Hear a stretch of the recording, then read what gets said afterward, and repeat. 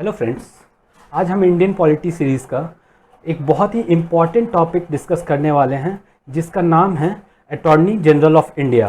Attorney general of India के आज हर कुछ हम लोग क्लियर कर लेंगे कि क्या उनके पावर्स है, क्या टेन्योर होता है और किस तरह से उनका अपॉइंटमेंट होता है। ये एक बहुत ही इम्पॉर्टेंट टॉपिक होने वाला है। सारे एग्जाम्स में इससे रिलेटेड क्वेश्चंस देखने के लिए मिल जाते हैं। तो चलिए स्टार्ट करते हैं। सबसे पहले जानते हैं हम कि अटॉर्नी जनरल होते कौन है। तो अटॉर्नी जनरल का डिस्कशन कहाँ किया गया? तो अटॉर्नी जनरल का डिस्कशन सबसे पहले डिस्कशन कहाँ किया गया है? कॉन्स्टिट्यूशन में किया गया है, जो आर्टिकल 76 और 78 में। आर्टिकल 76 और 78 में किया गया है। और हमारे अभी करेंट जो अटॉर्नी जनरल हैं उनका नाम क्या है? के वेणुगोपाल। के वेणुगोपाल जो है अभी हमारे करेंट अटॉर्नी जनरल हैं। इनको highest law officer of the country कहा जाता है। कंट्री के सबसे बड़े ऑफिसर हैं, लॉ ऑफिसर अटॉर्नी जनरल हैं के वेणुगोपाल। आर्टिकल 76 और 78 याद रखना है, आप सब लोगों को एग्जाम में हमेशा आता है। और ये रिस्पॉन्सिबल होते हैं गवर्नमेंट ऑफ इंडिया के लिए। ये हर लीगल मैटर में ये कंसीडर्ड किए जाते हैं, असिस्ट करते हैं ये, ठीक है। अब अपॉइंटमेंट कैसे होता है इनका? तो अपॉइंटमेंट अटॉर्नी जनरल का कौन करता है? प्रेसिडेंट करता है। प्रेसिडेंट ऑफ इंडिया जो होते हैं अटॉर्नी जनरल का अपॉइंटमेंट करते हैं। इसके और क्या क्या टेन्योर, क्या क्या होना चाहिए अपॉइंटमेंट के लिए? तो अपॉइंटमेंट के लिए सबसे पहला एलिजिबिलिटी क्राइटेरिया जो रखा गया है वो सिटीजन होने चाहिए इंडिया के। मतलब जो भी सिटीजन नहीं होगा इंडिया का वो अटॉर्नी जनरल कभी नहीं बन सकता है। दूसरा कंडीशन क्या रखा गया है?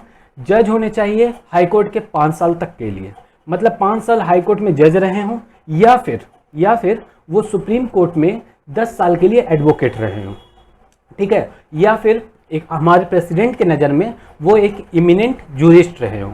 मतलब दो क्राइटेरिया फुलफिल करना होगा अटॉर्नी जनरल बनने के लिए। पहला क्राइटेरिया क्या होगा?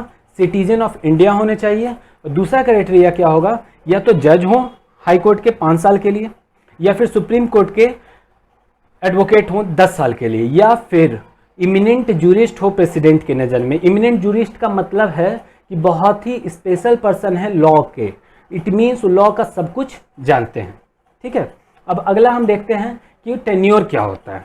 तो टेन्योर जो होता है, कोई फिक्स टेन्योर नहीं दिया गया है इंडिया के कॉन्स्टिट्यूशन में। इंडिया के कॉन्स्टिट्यूशन में कोई फिक्स टेन्योर नहीं दिया गया है अटॉर्नी जनरल के लिए।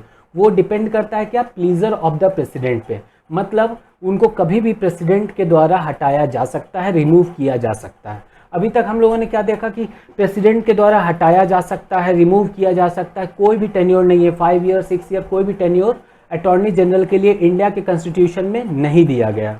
और जो इनका रेम्यूनरेशन होता है, मीन्स इसकी जो सैलरी भी होती है वो फिक्स नहीं होती है। अटॉर्नी जनरल का कोई भी सैलरी फिक्स नहीं होता है, ठीक है। तो याद रखना होगा टेन्योर, जो बहुत इंपॉर्टेंट क्वेश्चन यहाँ से बनता है, कितने साल का टेन्योर होता है? तो टेन्योर कहीं भी फिक्स नहीं है।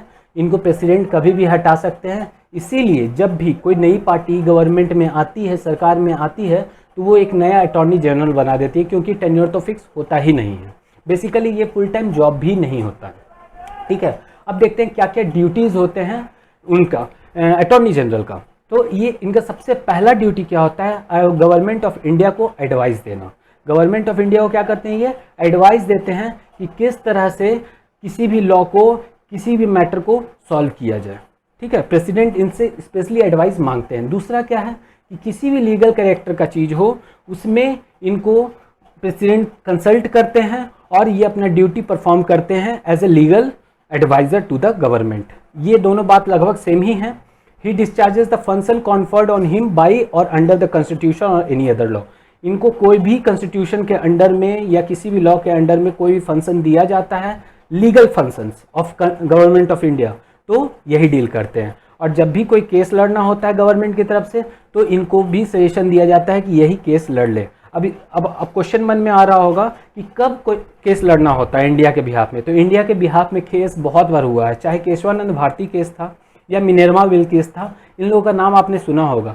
इस केस में क्या होता है, या फिर कोई ऐसा केस होता है जब कोई गवर्नमेंट एग्जाम में कोई गड़बड़ी होती है तो गवर्नमेंट ऑफ इंडिया पे केस किया जाता है।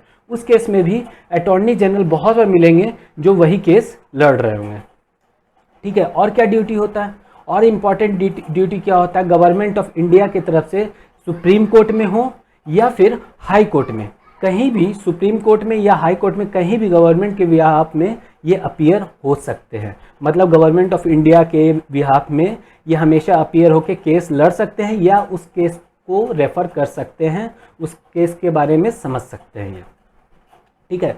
ही appears on the behalf of government of India in any high court, तो हाई कोर्ट में भी, सुप्रीम कोर्ट में भी, या फिर प्रेसिडेंट जिस भी केस में बोलते हैं अटॉर्नी जनरल को, वो हर जगह ये अपीयर हो सकते हैं हर कोर्ट में, और उनके बिहाफ में केस लड़ भी सकते हैं, केस को समझ भी सकते हैं, ठीक है। तो हम लोगों ने आज पूरा फंक्शन देखा, इनका क्या क्या फंक्शन होता है, क्या क्या ड्यूटी होता है।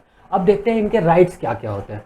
तो एक बहुत इंपॉर्टेंट राइट क्या है अटॉर्नी जनरल से रिलेटेड, जो एग्जाम्स में अक्सर पूछा जाता है, इनके पास एक स्पेशल राइट दिया गया है, right of audience in all courts.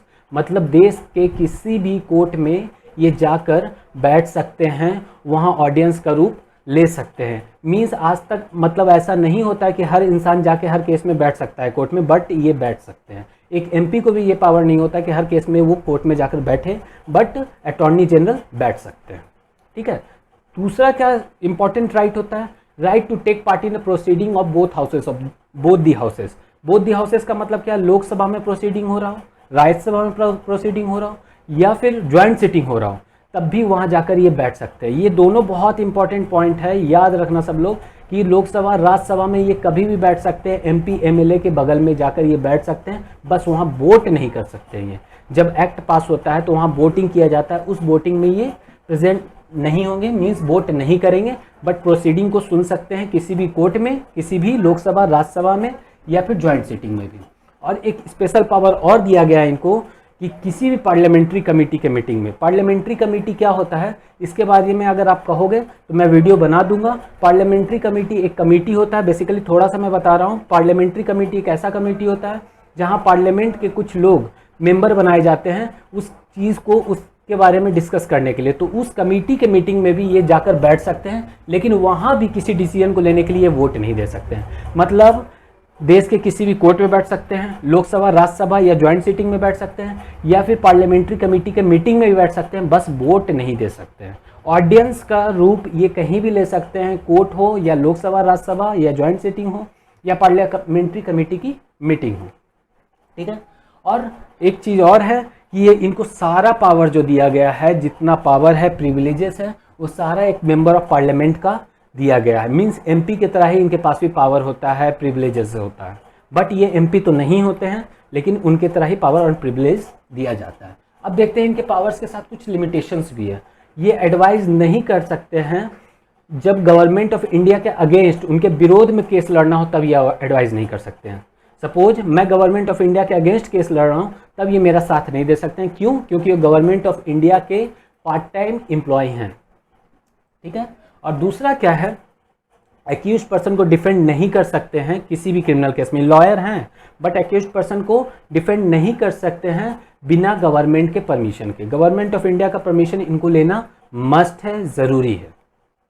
और अपॉइंटमेंट एज ए डायरेक्टर किसी भी कंपनी में नहीं हो सकता है इनका, अगर वो कंपनी गवर्नमेंट की कंपनी नहीं है तो इनके पावर्स के साथ क्या क्या लिमिटेशन था, एडवाइस नहीं कर सकते हैं, होल्ड नहीं कर सकते हैं ब्रीफ अगेंस्ट द गवर्नमेंट, मतलब गवर्नमेंट के अगेंस्ट केस नहीं लड़ सकते हैं, एडवाइस नहीं कर सकते हैं, किसी डिफेंडेंट को, किसी एक्यूज्ड को डिफेंड नहीं कर सकते हैं जब तक गवर्नमेंट का ऑर्डर ना मिल जाए, और एक्सेप्ट नहीं कर सकते हैं as appointment as the director in any company. किसी भी कंपनी के ये डायरेक्टर नहीं बन सकते हैं अगर वो गवर्नमेंट की कंपनी नहीं है तो। और एक चीज़ नोट करने वाली बात है, as is not divide from private legal practice, मतलब इनको प्राइवेट लीगल प्रैक्टिस करने से कोई रोक नहीं सकता है। ये प्राइवेट लीगल प्रैक्टिस कर सकते हैं क्योंकि लॉयर तो हैं ही, जाकर केस लड़ सकते हैं। बस ये ध्यान रखना होगा कि अगर कोई केस गवर्नमेंट ऑफ इंडिया के अगेंस्ट में है तब वो लड़ नहीं सकते हैं, और किसी क्रिमिनल है, कोई क्रिमिनल है तो उसके लिए इनको स्पेशल परमिशन लेना पड़ेगा।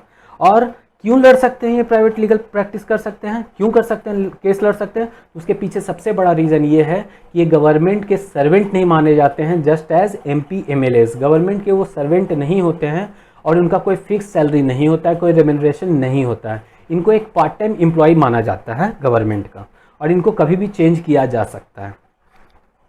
आज के लिए बस इतना ही। हम लोगों ने अटॉर्नी जनरल के सारे पावर्स को देख लिया, टेन्योर को देख लिया। अगर वीडियो अच्छा नहीं लगा तो भी कुछ कमेंट करके ज़रूर बोलिएगा, और अच्छा लगा है तो लाइक ज़रूर कीजिएगा, शेयर ज़रूर कीजिएगा। Thank you.